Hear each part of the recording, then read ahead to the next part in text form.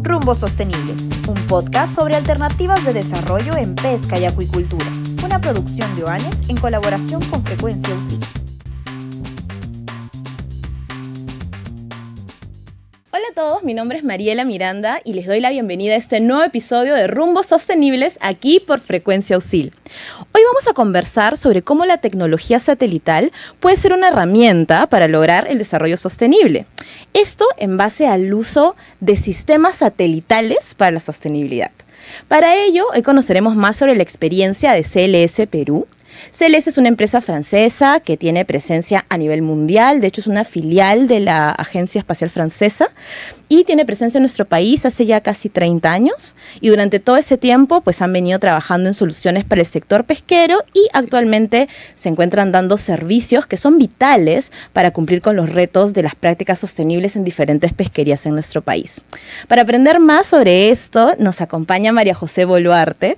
María José es gerente general de CLS Perú y estamos muy contentos de tenerla con nosotros en el episodio de hoy. Bienvenida, María José, a Rumbos Sostenibles. Muchísimas gracias, Mariela.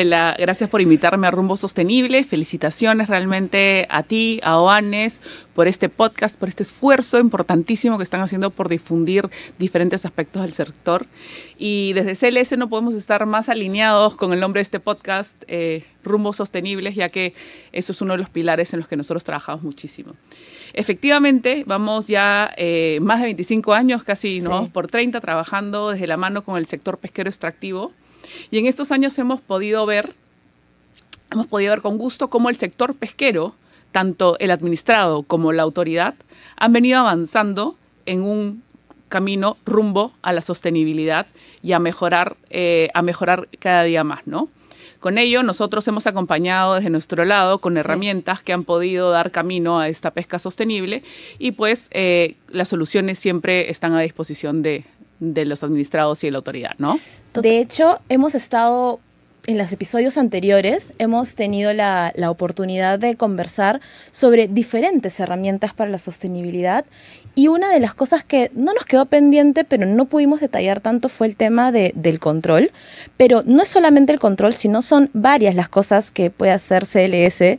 Yo he tratado de explicarlo a grandes rasgos, pero ¿qué tal si nos cuentas un poco más sobre qué tipo de soluciones brindan ustedes? Porque son bastante amplias. Sí, efectivamente, a veces cuando converso con personas no solo ajenas al sector, sino incluso a veces del sector, pero que no están en la parte extractiva, me pregunta un poco qué es esto de la parte satelital, de herramientas satelitales, oceanografía espacial, y le suena como un poco, ¿no? Complicado hasta que aterrizamos las cosas un poco, ¿no? Bueno, como dijiste, CLS es una empresa francesa transnacional que lo que hace es brindar soluciones basadas en tecnología espacial, esto como concepto, para comprender y proteger el planeta. ¿Okay? Administrar mejor los recursos de manera sostenible. Eso es nuestro fondo, nuestro propósito. Y bueno, nosotros en lo que es las soluciones de monitoreo y observación de tierra somos pioneros desde el 86. Wow, ¿no? Yeah. Tenemos 5 pilares. La parte de gestión sostenible de pesca, que es la que nos vamos a explayar un poco más ahora. Vemos los temas de seguridad marítima, monitoreo medioambiental, temas de energía sostenible y movilidad, ¿no? Como bien dijiste, tenemos un amplio abanico de soluciones variados para que un poco puedan entender qué hacemos, ¿no? Sí.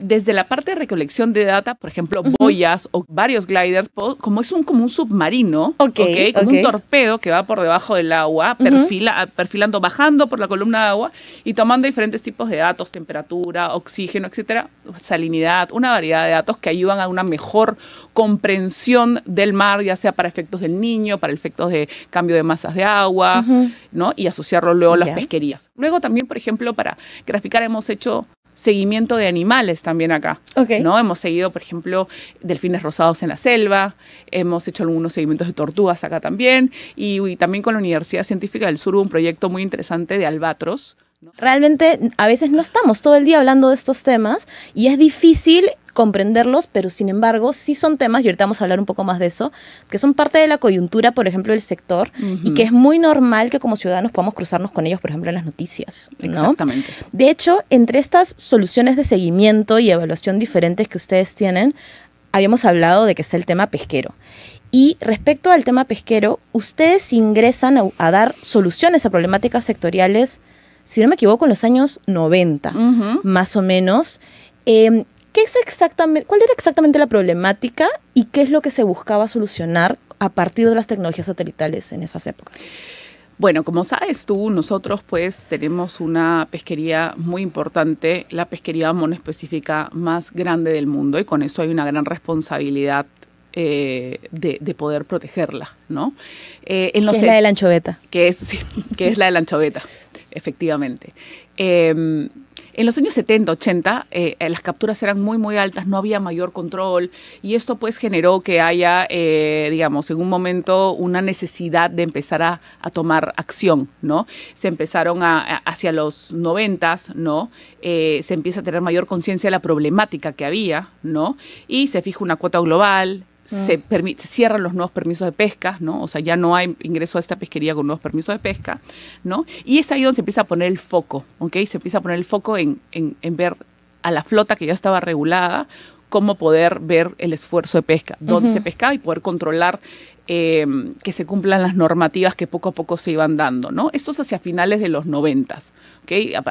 Hacia el año 98, 99 es que se firma el primer convenio que firma CLS con el ministerio, y en ese momento, con cargo a equivocarme, pero lo dudo, fue la primera pesquería en el mundo que fue que decidió implementar un servicio satelital para controlar a su flota, ¿no? Fue un gran avance.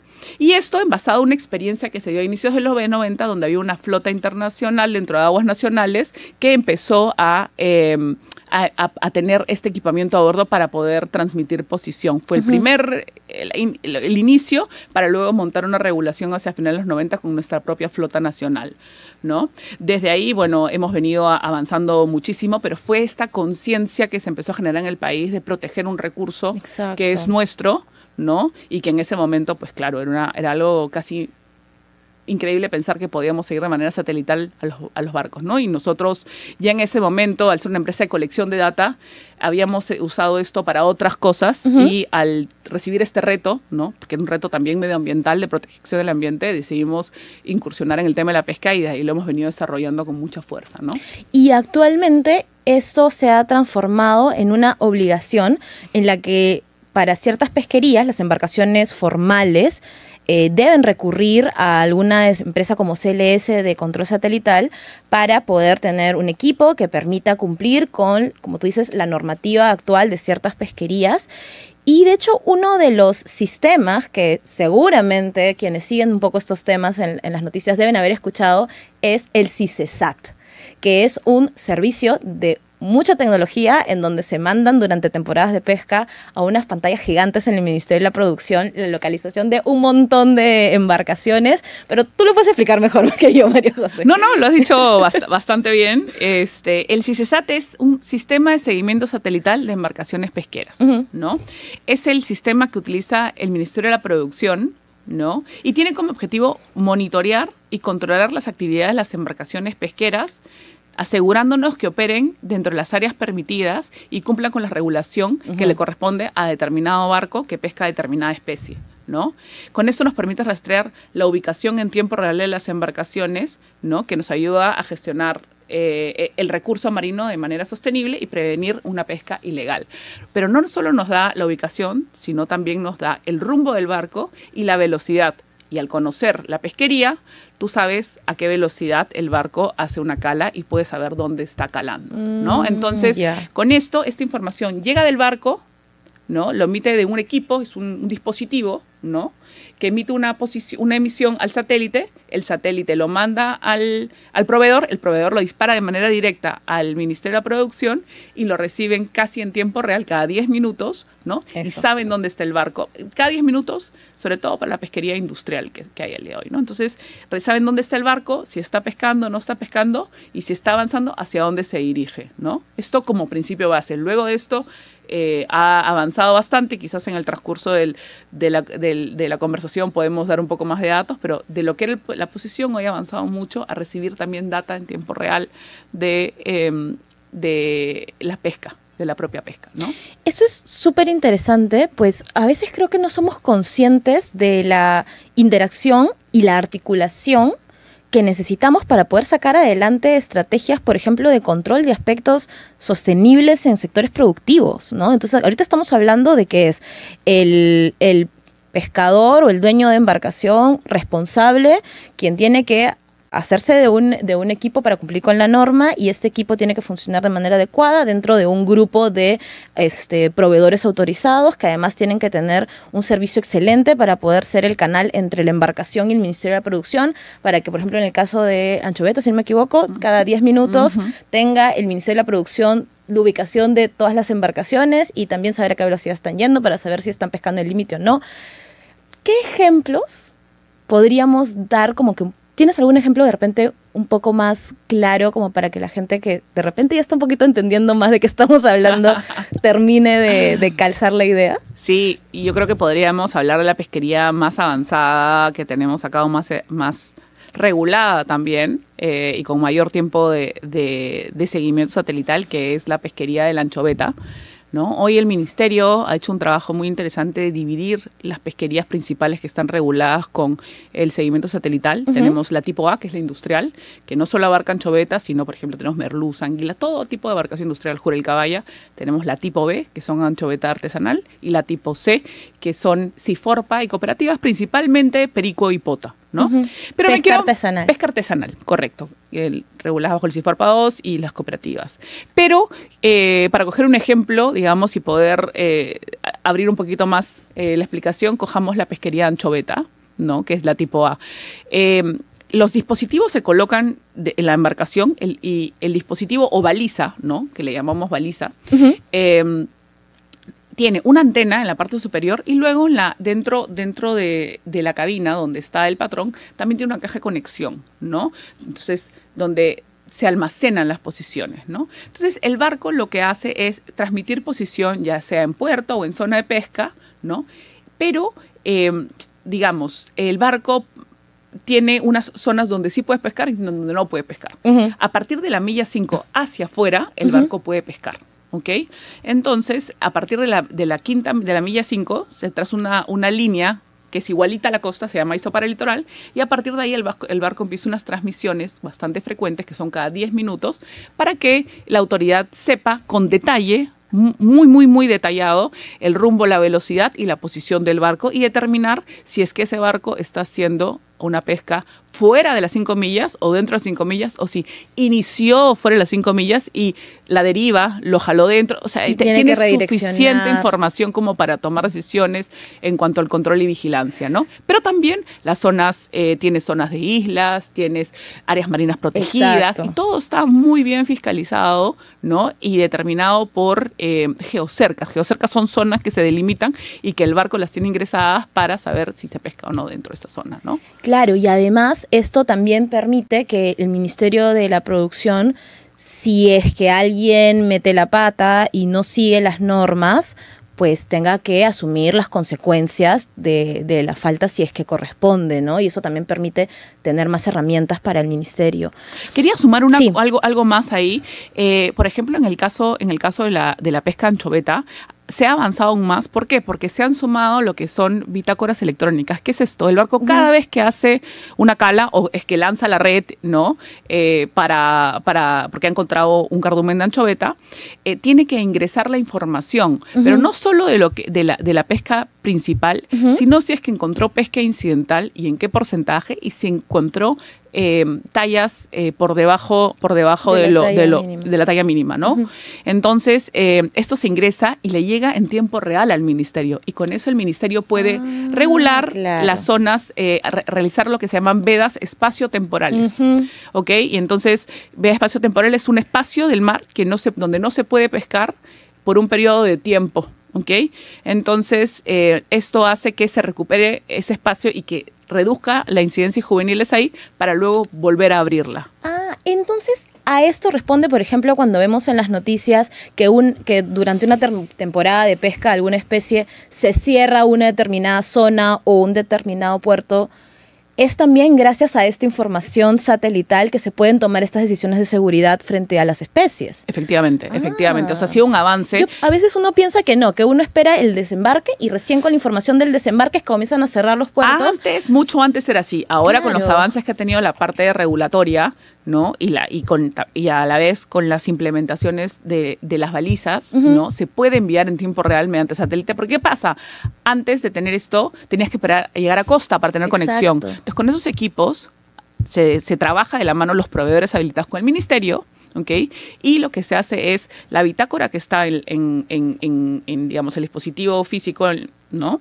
Se envía a través de la baliza, entonces la baliza certifica que el lugar, ¿no?, de donde está enviando es el lugar donde se realizó la cala, ¿no? Entonces reciben en tiempo real y saben que la información es fidedigna. Y por eso es que pueden tomar mejores decisiones. Buenísimo, ¿no? y es una herramienta tanto para las decisiones de cierre, por ejemplo, bóvedas temporales o espaciotemporales, pero también es una herramienta para alertar oportunamente por parte de los pescadores cuando encuentran este tipo de cosas. De verdad que yo creo que soy de esas personas que todavía pensaba que tenías que esperar desembarcar para descubrir estas cosas, así que está buenísimo. Es que va avanzando, en realidad. Claro. Es parte de esto que tanto la regulación como la tecnología vayan caminando de la mano, ¿no? Ahora, este tema, en general, por lo que estoy entendiendo, con la cantidad de actores y también el tema de los equipos, puede ser bastante retador, porque me imagino que también, justamente como pescador, hay una serie de...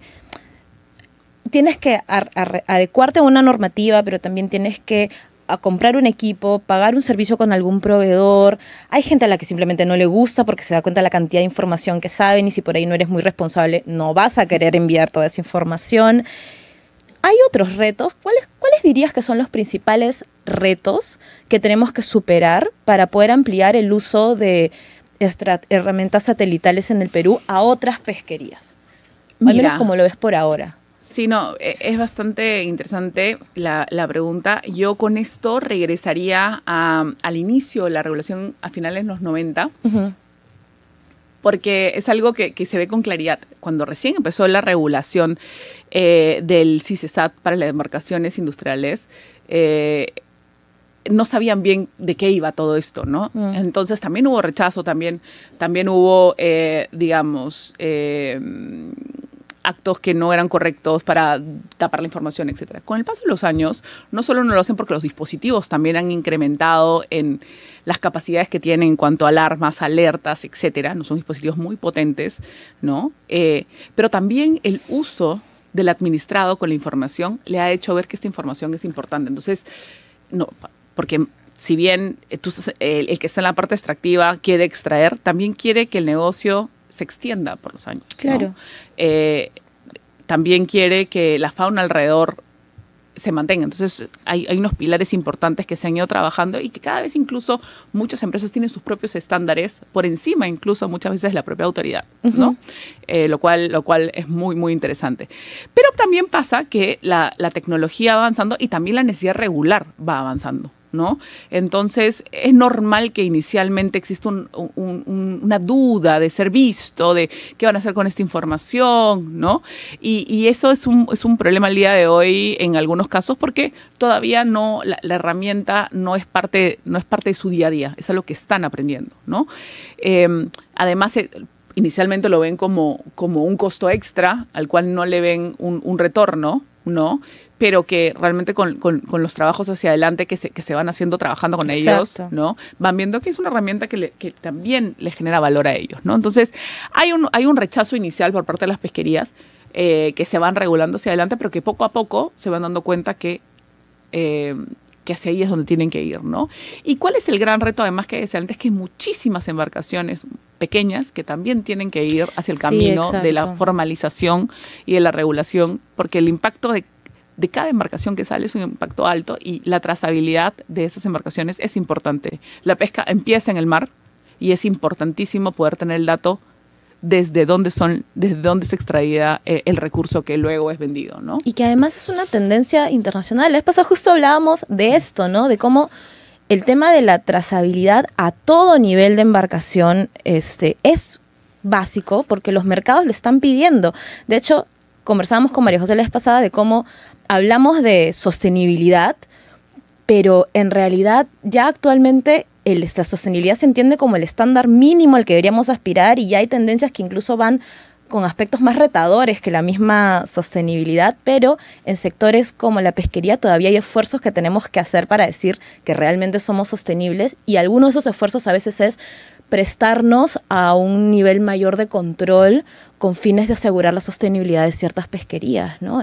Correcto. Es parte de ello. Yo creo que también hay mucho trabajo de sensibilización y de comprensión de cada actor al momento de hacer estos procesos, ¿no? A nosotros nos gusta mucho, y de hecho es algo que aplicamos. Nosotros empezamos a trabajar con la pesquería de Perico y Pota mucho antes de que salga la regulación. Trabajamos un proyecto súper bonito con WWF hacia el año 2015, ¿no? Donde hicimos unos pilotos porque WWF trabaja el tema de trazabilidad y tenía la información desde la descarga. Entonces nos pusimos en contacto y dijimos, oye, trabajemos un piloto juntos, nosotros equipamos algunos barcos con esto y con este servicio satelital y veamos hasta dónde llegan, cómo es la pesquería, recojamos datos.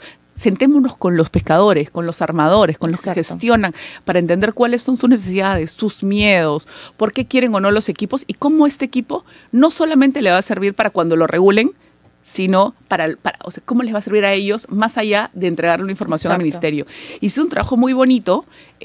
¿Por qué? Porque sí, los mercados lo están pidiendo, es una necesidad, la trazabilidad.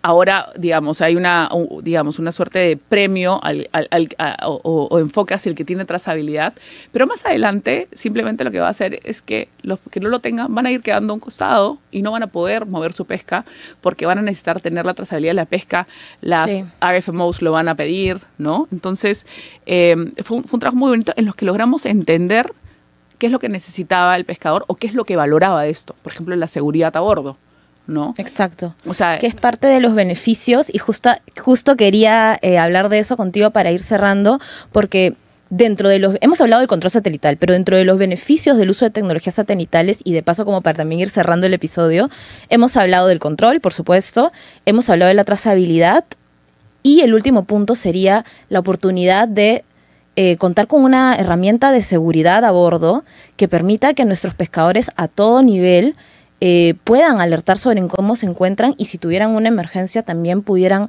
asistirlos de manera adecuada y evitar pérdidas que lamentablemente hasta el día de hoy, a veces cuando una embarcación se pierde, podemos perder también incluso las vidas de los pescadores a bordo. Lógico, ¿no? Lógico. Esto, la verdad que no solo te da información de la pesca, sino le da tranquilidad a las familias que se quedan en casa esperando que regrese la tripulación.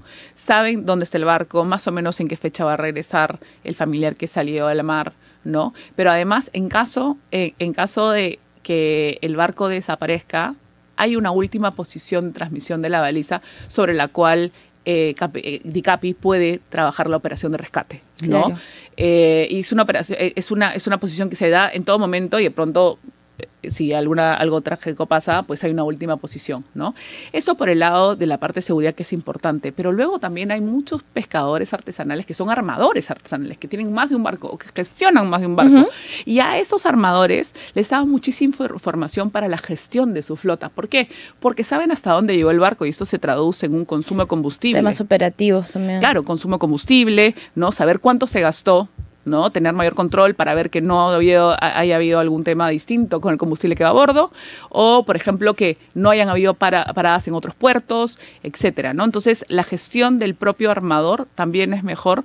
Y finalmente, como te digo, ¿no? El tema de los mercados y así una serie de cosas que pudimos ver en el campo que era lo que necesitaba. La tranquilidad de ver que tu barco está pescando no tiene precio, pero además sacaron muchísimas otras cosas en el camino, ¿no? Entonces esto es clave. Totalmente, María José. Muchísimas gracias, porque ha sido muy interesante. Sé que hemos corrido un poco, pero es que en verdad son muchos los temas que podríamos hablar sobre tecnologías satelitales y creo que es un éxito que podamos ver como peruanos también cómo este tipo de tecnologías se aplican en sectores productivos para la sostenibilidad. Esperamos que eso al menos les haya quedado claro. Pero si alguien quiere saber más información sobre CLS o en general sobre las empresas que formalmente están autorizadas para este tipo de servicios en el Perú, ¿dónde nos recomiendas que busquemos este tipo de información? Bueno, les recomiendo para los servicios que no CLS entrar a nuestra web. De Claro. hecho, estamos estrenando web, estamos muy contentos. http://peru.groupcls.com. Ahí van a poder encontrar información no solo de pesca, sino de todas las soluciones que tenemos para temas medioambientales satelitales.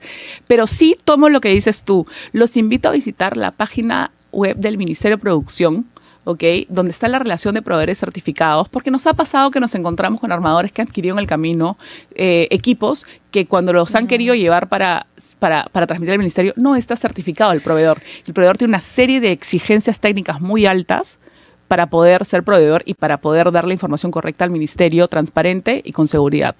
Entonces, los invito a visitar esa página para ver que el proveedor que les está visitando esté habilitado por el ministerio y también por DICAPI, ¿no? Entonces, sí, es importante que hagan esa búsqueda antes de adquirir un servicio, efectivamente, para que tengan el servicio no solo de transmisión, sino una transmisión validada con cara a la autoridad, ¿no? Eso para mí sería una recomendación fundamental.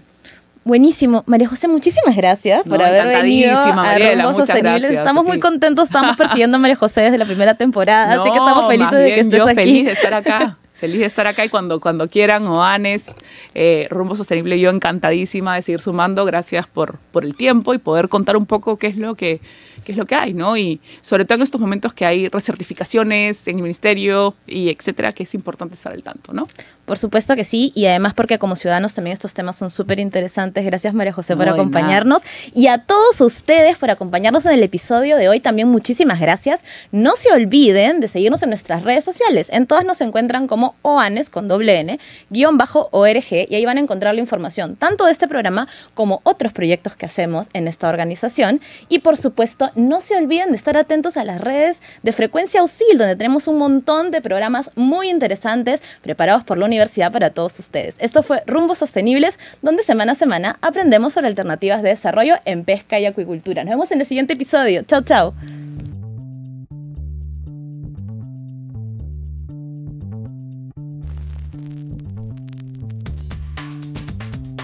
Rumbos Sostenibles, un podcast sobre alternativas de desarrollo en pesca y acuicultura.